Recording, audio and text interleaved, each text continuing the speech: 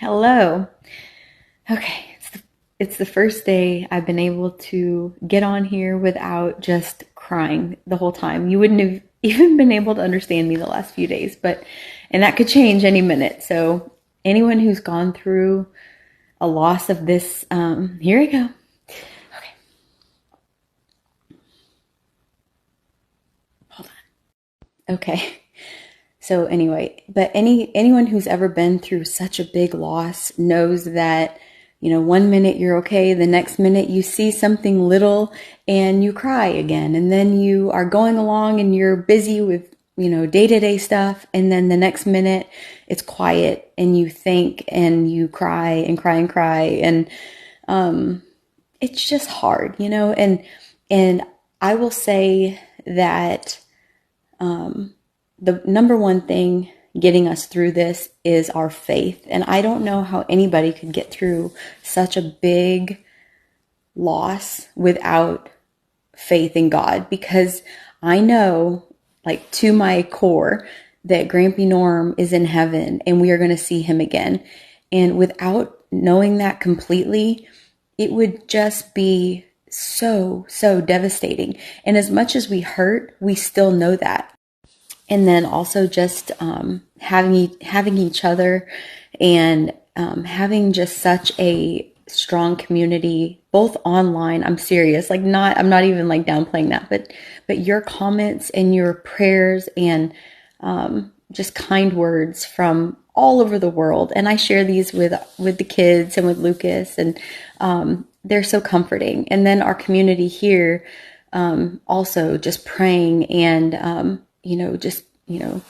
our church, who is like so kind to just provide food this week, and just like all those little things are kind of supporting us right now. And we need that. I mean, that this is, I can't do this, but, okay. This is the hardest thing we've ever had to go through, ever. It just hurts. So I wanted to be sure that I just tell you guys how much um your love means to us right now. Um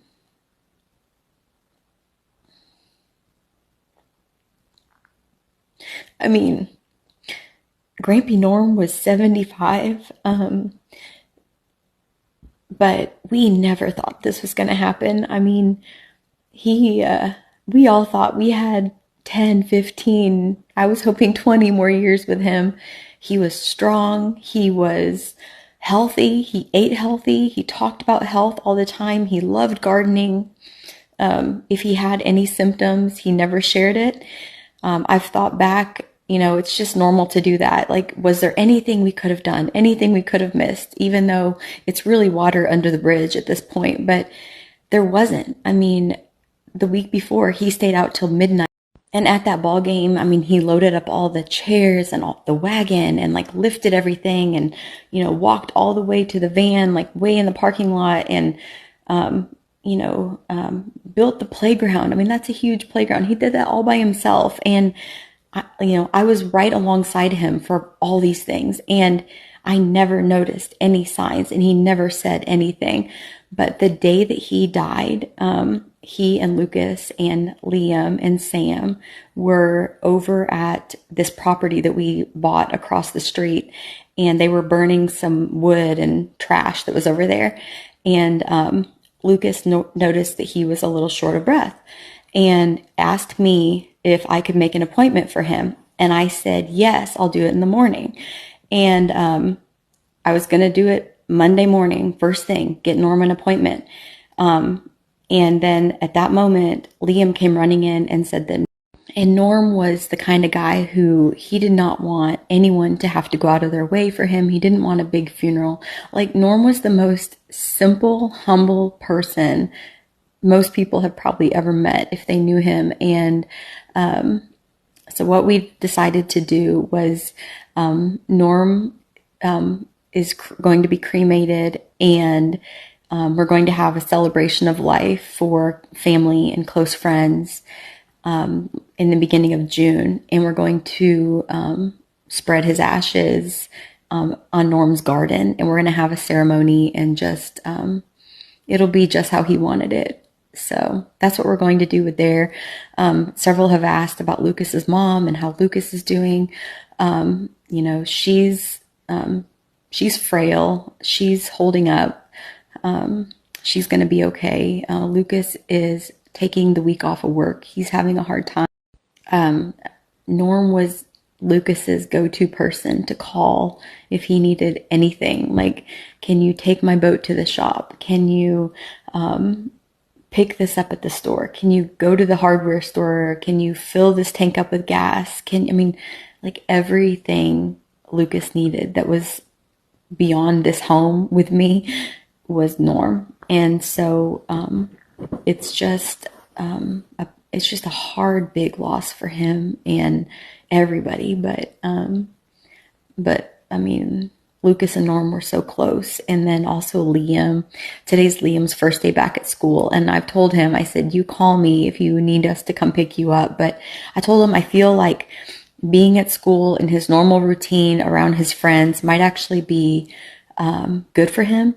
And so Liam's at school today. I've just been praying for him all day that just he have strength and that he, and I want to do a lot of things, like so many things to just keep his memory alive, because like it kills me that, that here I go again.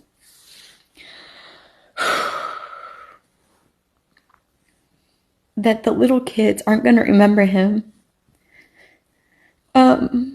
And I want to do something to just like help them know how much they were loved by their Grampy, even though they may not remember him, like Cora and Bo. And so you guys have helped me come up with a lot of ideas, like, you know, t-shirt bears and quilts and planting a tree and, you know, putting a bench at the garden and labeling the playground and making scrapbooks and like so many amazing ideas. And I want to do as many of those as I can. For me, today is one of the first, like, not normal, but like new normal type of days that I've had since Sunday. We've had just several, like, well, the first few days, it was just kind of a blur. Everyone was just home and grieving, and we just tried to get through like minute to minute for real. And then, you know, we just had like kid stuff and appointments and things. And I could have rescheduled those things, but I'm like, you know what? I'm going to go through the motions and just get these done. And so I've had things outside of the house like every day. And then Benny hurt his arm yesterday, but he's fine, and just stuff like that. So it hasn't been a normal home day until today.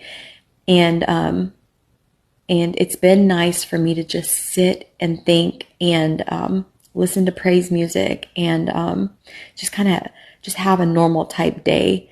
But it's also equally hard because it's not like, it just feels like I'll be in the kitchen and I feel like Norm needs to like come through the door at any minute and just be like, you know, ask me how school's going with Cora and ask me what's going on in the day and what he can do to help and when is the next baseball practice and then talk about just like stuff, you know? I mean, gosh, I just miss like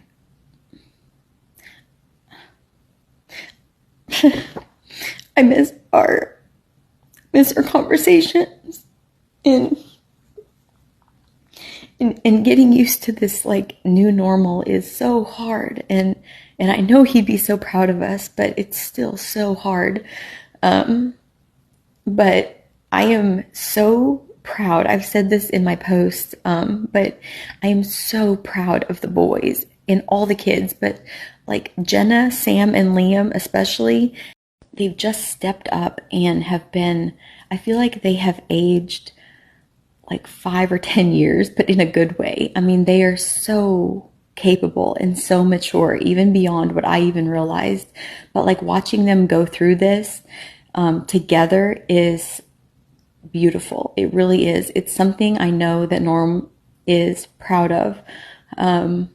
And the way they are holding each other up, the way that they are taking an interest in his garden, just the way that they are like there for one another is just beautiful. And for Lucas and I, just trying to figure out how to be there for all of the kids in a different way, because they all are grieving differently, but also take time for ourselves. Grieving has been hard to balance, but we're figuring it out, and we know that that we are going to be okay. This is going to be so hard, and we're going to get through this because of our faith, because of our family, because of our community, and we know that Norm is watching over us. We know he'd be so proud of us, and it still hurts so bad. Like it feels like a raw wound in our heart. That's exactly kind of what it feels like, and it feels like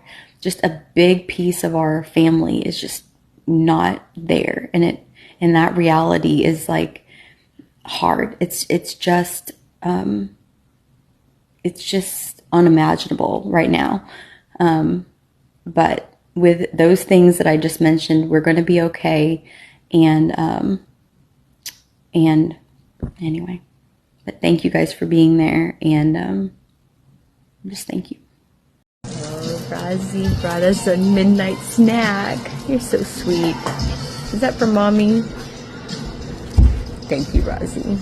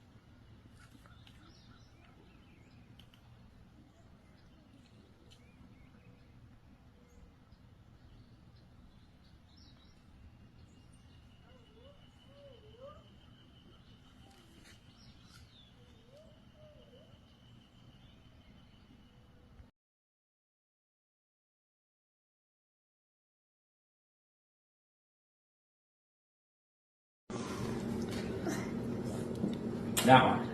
Now don't tell me and don't show me, but you know what it is, right? Don't say it. Okay, remember what that card is. Now put it in there any way you want. Alright. Now, I'm going to have to, now if I feel around, now remember, I'm going to tell you what that card is, right? What number is it? I think I got a pretty good idea.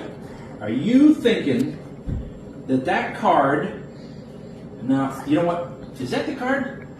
Okay, that's a number 1, isn't it? Is that a number 1?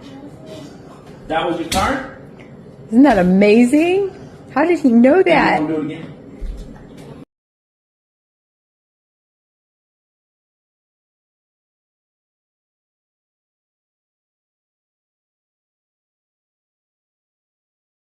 So on the baby gates, I ended up switching to this type. The other type, it just wasn't working. Bo was able to get out of it, and it was just constantly, I don't know, it just wasn't working. He's just way too quick and smart for the ones that, you know, stick to the wall and are kind of stretchy. So I got this retractable gate, and so you can like retract it all the way to that side. And then I went ahead and got one over here. And this way, like if I'm busy with the kids and we, you know, I'm not watching Bo 100% because I'm with the other kids, I'm not scared that, you know, he's going to quickly crawl up the stairs. And as I was installing these, I couldn't help but think about how Norm taught me how to use power tools. He taught me how to use a driver. He taught me how to install things. And so every time I work on the house, I'm always going to think about Norm and everything he taught me.